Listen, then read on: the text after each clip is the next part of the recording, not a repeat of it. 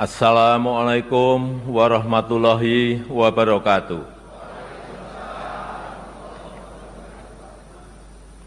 Selamat pagi, salam sejahtera bagi kita semuanya. Shalom, Om Swastiastu, Namo Buddhaya, salam kebajikan. Yang saya hormati Wakil Presiden Republik Indonesia, Bapak Profesor Dr. Kiai Haji Ma'ruf Amin, beserta Ibu Hajah Wuri Ma'ruf Amin. Yang saya hormati Ketua, para Wakil Ketua, dan para anggota Majelis Permusyawaratan Rakyat Republik Indonesia. Yang saya hormati Ketua, para Wakil Ketua, dan para anggota Dewan Perwakilan Rakyat Republik Indonesia. Ini genap 10 tahun saya menjabat sebagai Presiden Republik Indonesia. Dan genap 5 tahun Bapak Profesor Kiai Haji Ma'ruf Amin menjabat sebagai Wakil Presiden Republik Indonesia. Sebuah tanggung jawab dan kepercayaan besar yang tidak pernah kami bayangkan sebelumnya. Sebuah mandat dan amanah besar yang tidak pernah kami pikirkan sebelumnya. Sejak hari pertama saya menerima amanah ini, saya sangat menyadari akan ada banyak gelombang yang harus dihadapi. Akan banyak tantangan yang harus diselesaikan. Tapi sedari awal saya juga yakin dan sangat percaya bahwa saya tidak sendirian. Ada cita-cita dan harapan masyarakat. Ada dukungan dan doa dari rakyat yang selalu mengiringi dan menguatkan. Senyum, sapa, dan doa Bapak, Ibu, dan saudara-saudara sebangsa setanah air semua adalah sumber kekuatan saya, dan hari ini 16 Agustus 2024 di momen terakhir saya dan Profesor Kiai Haji Ma'ruf Amin berdiri di sini. Izinkan kami menyampaikan terima kasih yang tulus, terima kasih yang sebesar-besarnya kepada Bapak Ibu semua, kepada seluruh rakyat Indonesia dimanapun berada, yang selama 10 tahun ini telah dengan kuat bersama-sama melintasi tantangan demi tantangan, menapaki langkah demi langkah, dan menghadapi terjadinya perubahan demi perubahan. Sehingga kita sebagai sebuah bangsa yang besar bisa sampai pada titik ini. Titik yang bisa menjadi titik lontar untuk menggapai kemajuan bersama di masa yang akan datang. Alhamdulillah, selama 10 tahun ini kita telah mampu membangun sebuah fondasi dan peradaban baru dengan pembangunan yang Indonesia sentris. Membangun dari pinggiran, membangun dari desa, membangun dari daerah terluar, sehingga sampai saat ini kita telah membangun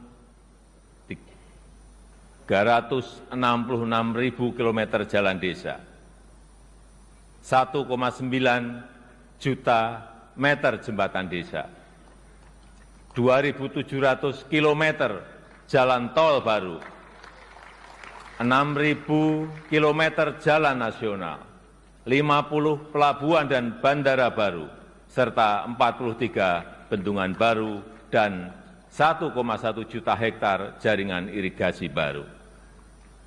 Sehingga kita berhasil menurunkan biaya logistik dari sebelumnya 24% menjadi 14% di tahun 2023. Sehingga kita bisa meningkatkan daya saing dari sebelumnya peringkat 44 menjadi peringkat 27 di tahun 2024. Sehingga kita mampu memperkuat persatuan kita karena akses yang lebih merata dan berkeadilan. Selain itu, ketangguhan kita sebagai sebuah bangsa juga terbukti dari daya tahan kita dalam menghadapi pandemi COVID-19, dalam menghadapi perubahan iklim, dan dalam menghadapi geopolitik dunia yang semakin memanas. Patut kita syukuri, alhamdulillah, Indonesia merupakan satu dari sedikit negara yang mampu pulih lebih cepat, bahkan terus bertumbuh. Pertumbuhan ekonomi kita terjaga di kisaran 5%, walau banyak negara tidak tumbuh, bahkan melambat. Wilayah Indonesia Timur seperti Papua dan Maluku justru mampu tumbuh di atas 6%, dan Maluku Utara mampu tumbuh di atas 20%. Inflasi juga terkendali di kisaran 2–3%, saat banyak negara mengalami kenaikan yang luar biasa, bahkan ada yang mencapai lebih dari 200%. Angka kemiskinan ekstrem mampu kita turunkan dari sebelumnya 6,1% menjadi 0,8% di tahun 2024. Angka stunting juga mampu kita kurangi dari sebelumnya 37% menjadi 21,5% di tahun 2023. Dan tingkat pengangguran juga mampu kita tekan dari sebelumnya 5,7% menjadi 4,8% di tahun 2024. Upaya perlindungan bagi masyarakat ekonomi bawah juga telah memberi manfaat luas bagi masyarakat. 361 triliun rupiah anggaran Kartu Indonesia Sehat selama 10 tahun ini telah digunakan untuk membiayai layanan kesehatan lebih dari 92 juta peserta JKN per tahunnya, mulai dari usia dini sampai lansia yang tersebar di seluruh Indonesia. 113 triliun rupiah anggaran Kartu Indonesia Pintar selama 10 tahun ini telah digunakan untuk pendidikan lebih dari 20 juta siswa per tahun mulai dari SD sampai SMA, SMK di seluruh tanah air Indonesia. 225 triliun rupiah anggaran program Keluarga Harapan selama 10 tahun telah dimanfaatkan untuk meningkatkan ekonomi sekitar 10 juta keluarga kurang mampu per tahunnya. Dan 60,3 triliun rupiah anggaran prakerja selama 5 tahun telah dimanfaatkan untuk menambah keahlian 18,8 juta pekerja yang tersebar di seluruh tanah air Indonesia. Ini adalah pembangunan yang kita cita-citakan bersama, pembangunan yang menyentuh semua lapisan masyarakat, pembangunan yang memberi dampak bagi masyarakat luas, dan pembangunan yang membuka peluang untuk tumbuh bersama-sama. Bapak, Ibu, saudara-saudara sebangsa dan setanah air, di sisi lain kita juga telah mengambil langkah besar untuk meningkatkan produktivitas dan nilai tambah dengan tidak lagi mengekspor bahan mentah, tapi mengolahnya dulu di dalam negeri. Walau banyak negara lain yang menggugat, menentang, bahkan berusaha menggagalkan, tapi kita sebagai sebuah bangsa yang berdaulat, sebagai bangsa yang besar, kita tidak goyah, bahkan terus maju untuk melangkah. Dimulai dari nikel, boksit, dan tembaga yang akan dilanjutkan dengan timah, serta sektor potensial lainnya seperti perkebunan, pertanian, dan kelautan. Alhamdulillah, sampai saat ini telah terbangun smelter dan industri pengolahan untuk nikel, boksit, dan tembaga yang membuka lebih dari 200.000 lapangan kerja dan meningkatkan pendapatan negara lebih dari 158 triliun rupiah selama 8 tahun ini. Kita ingin kekayaan yang ada di negeri ini, anugerah Allah Subhanahu wa Ta'ala untuk negeri ini dapat dikelola sebesar-besarnya untuk kepentingan rakyat, dapat dimanfaatkan semaksimalnya untuk kesejahteraan rakyat. Oleh sebab itu, kita juga telah mengambil aset kita kembali yang selama puluhan tahun dikelola oleh pihak asing, yang selama puluhan tahun diambil manfaat besarnya oleh pihak asing, seperti Freeport, Blok Rokan, dan Newmont. Alhamdulillah, semuanya itu bisa kita ambil alih kembali. Selain itu, di saat dunia mulai mengarahkan masa depannya ke ekonomi hijau, Indonesia juga tidak ingin kehilangan momentum ini, karena Indonesia memiliki potensi besar di sektor energi hijau, yaitu sekitar kurang lebih 3.600 gigawatt, baik dari energi air, angin, matahari, panas bumi, gelombang laut, dan bioenergi. Sehingga kita terus konsisten mengambil bagian dalam langkah dunia melakukan transisi energi secara hati-hati dan bertahap, karena transisi energi yang ingin kita wujudkan adalah transisi energi yang berkeadilan, yang terjangkau dan mudah diakses bagi masyarakat. Di sektor teknologi dan digitalisasi, kita juga patut bersyukur untuk pertama kalinya kita memiliki INA Digital, sebuah digitalisasi layanan pemerintah yang terintegrasi untuk mempercepat dan mempermudah layanan bagi masyarakat. Cakupan elektrifikasi terus kita perluas hingga mencapai 99% di tahun 2024 tahun ini. Demikian juga dengan cakupan internet yang terus kita tingkatkan hingga mencapai 79% di tahun 2024. Ini akan menjadi ekosistem yang baik untuk mendorong digitalisasi UMKM dan pengembangan startup Indonesia, sehingga akan melahirkan semakin banyak entrepreneur muda yang berkualitas di negeri ini. Dukungan produk dalam negeri juga kita berikan perhatian khusus dengan memprioritaskan belanja APBN, APBD, dan BUMN untuk produk-produk dalam negeri. Karena kita ingin apa yang berasal dari rakyat dapat kembali ke rakyat dan bermanfaat maksimal untuk rakyat. Di bidang hukum, kita juga patut bersyukur setelah 79 tahun merdeka, akhirnya kita memiliki Kitab Undang-Undang Hukum Pidana yang baru. Sebagai upaya memodernisasi hukum Indonesia, serta Undang-Undang Cipta Kerja yang merevisi 80 undang-undang dan 1.200 pasal. Sebagai upaya untuk menderegulasi peraturan yang tumpang tindih. Kita juga sudah memiliki undang-undang tindak pidana kekerasan seksual untuk memberikan perlindungan yang nyata, yang kuat, terutama bagi perempuan dan anak-anak. Bapak, Ibu, dan saudara-saudara sekalian sebangsa dan setanah air, ini adalah hasil kerja keras kita bersama. Ini adalah fondasi besar kita bersama. Ini adalah bukti bahwa persatuan kita, bahwa kerukunan kita, bahwa kerja keras dan kegotong royongan kita dapat membawa Indonesia melompat lebih tinggi lagi. Oleh sebab itu, saya sangat menghargai, sangat mengapresiasi dukungan dan kerjasama seluruh lembaga negara dalam menopang lompatan kemajuan Indonesia.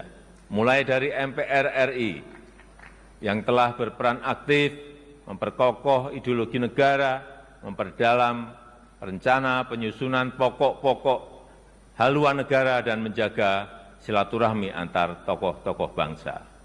DPR RI yang telah menjalankan fungsi legislasi, menjalankan fungsi penganggaran dan pengawasan, merumuskan RAPBN 2025 untuk suksesi transisi pemerintahan dan menyelesaikan banyak undang-undang strategis, seperti Undang-Undang Ibu Kota Negara, Undang-Undang Daerah Khusus Jakarta, Undang-Undang Informasi dan Transaksi Elektronik, Undang-Undang Aparatur Sipil Negara, dan Undang-Undang Kesejahteraan Ibu dan Anak.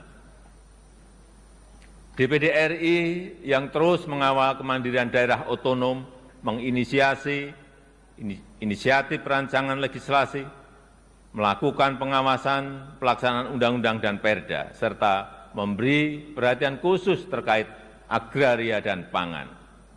Begitu juga dengan BPKRI yang telah mengawasi penggunaan anggaran negara serta memperkokoh kepercayaan dan kepemimpinan Indonesia di dunia internasional melalui keaktifannya dalam organisasi dan forum-forum internasional. MKRI yang telah menangani lebih dari 202 perkara pengujian undang-undang dan mengadili sengketa pemilu, serta Mahkamah Agung RI beserta lembaga peradilan di bawahnya yang mengadili dan melakukan penguatan restoratif justice untuk menyelaraskan kepentingan korban dan pertanggungjawaban terdakwa tanpa melalui pemidanaan. Dan Komisi Yudisial RI yang telah berperan aktif mewujudkan hakim berintegritas dan berkualitas guna meningkatkan kepercayaan dan kepuasan masyarakat terhadap institusi kehakiman di negara kita.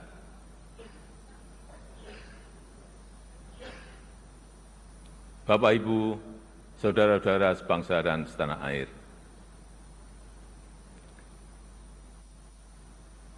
10 tahun bukanlah waktu yang cukup panjang untuk mengurai semua permasalahan bangsa.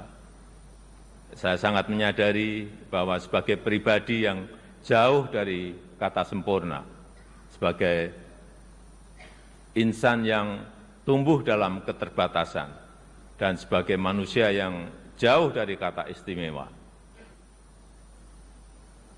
sangat mungkin ada yang luput dari pandangan saya.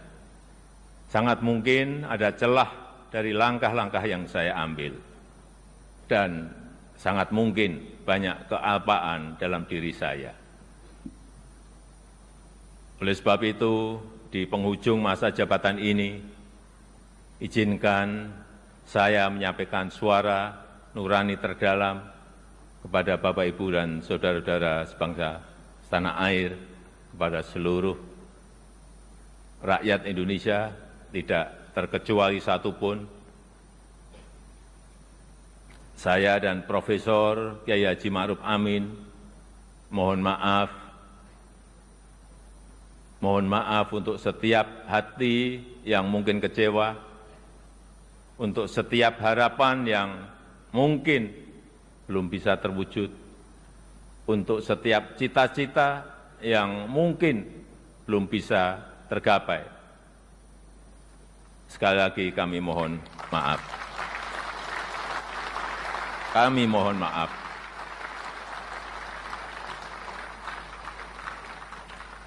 Ini adalah yang terbaik yang bisa kami upayakan bagi rakyat Indonesia, bagi bangsa dan negara Indonesia. Saya tahu bahwa hasil yang kita capai pada saat ini belum sepenuhnya tuntas mencapai hasil akhir. Belum sepenuhnya sesuai dengan harapan dan keinginan Bapak Ibu semua. Namun saya yakin dan percaya dengan persatuan dan kerjasama kita, dengan keberlanjutan yang terjaga, Indonesia sebagai negara yang kuat dan berdaulat akan mampu melompat dan menggapai cita-cita Indonesia Emas di tahun 2045.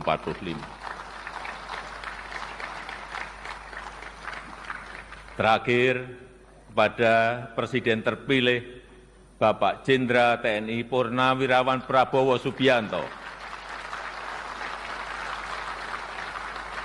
Tahun depan, insya Allah Bapak yang akan menyampaikan pidato kenegaraan. Nanti pada tanggal 20 Oktober 2024, izinkan saya menyerahkan tongkat estafet kepemimpinan ini kepada Bapak Prabowo Subianto. Izinkan saya juga menyerahkan semua harapan dan cita-cita masyarakat Indonesia dari Sabang sampai Merauke, dari Miangas sampai Pelorote, dari pinggiran, dari daerah terluar, dari desa dan dari pusat-pusat kota kepada Bapak.